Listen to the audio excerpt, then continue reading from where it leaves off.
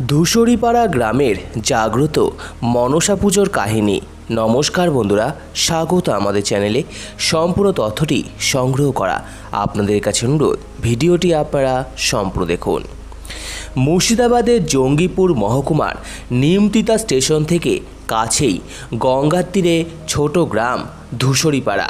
এই গ্রামে আশ্বিন মাসের শুক্ল পঞ্চমী থেকে দশমী তিথি অবধি সাড়ম্বরে মা মনসার পুজো করা হয়। এই পুজো সর্বজনীন এবং বহুদিনের প্রাচীন। এই গ্রামের পদ্মা দেবীর পুজোর প্রচলন সম্পর্কে কিংবদন্তি শোনা যায় যে, বর্তমান পূজারীর উদ্ধর্তন পঞ্চম পুরুষ একদিন নদীর ঘাট থেকে বাড়ি ফেরার সময় একটি সাপ দেখতে পান এবং এই সাপটি তার পিছু পিছু বাড়ি পর্যন্ত এসে অদৃশ্য হয়ে যায়। এই ঘটনার পরে তিনি মাঝে মাঝে স্বপ্নাদেশ শুনতেন, কে যেন তাকে বলছে, আরে মূর্খ, অবিলম্বে আমার পুজোর আয়োজন কর, না হলে তোর অমঙ্গল হবে। ঘুম ভেঙে গেলে তিনি একটি সাপকে তার বিছানার আশেপাশে দেখতে পেতেন। পরপর কয়েক রাত্রি এরকম স্বপ্ন দর্শনের পর তিনি পদ্মা দেবীর পুজোর আয়োজন করেছিলেন এবং সেই থেকেই গ্রামে পদ্মা দেবীর পুজো হয়ে আসছে।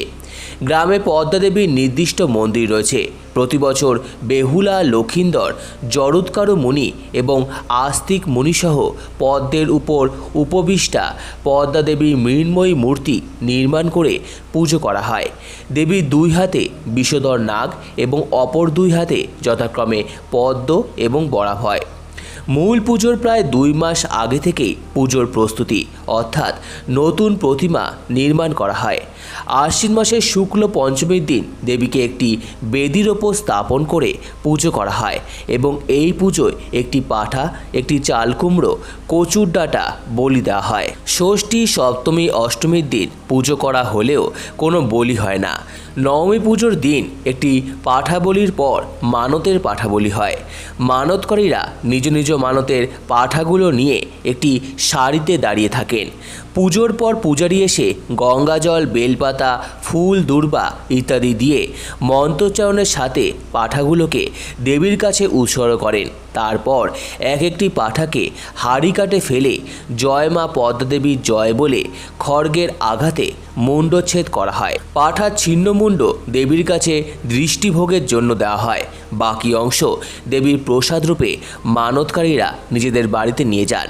বিজয়া দশমীর দিন মধ্যাহ্নে পদ্মা দেবীর প্রতিমা নির্মাণকারীরা জমিদার বাড়ির আমনে নিয়ে গিয়ে একটি মঞ্চের ওপর স্থাপন করা হতো।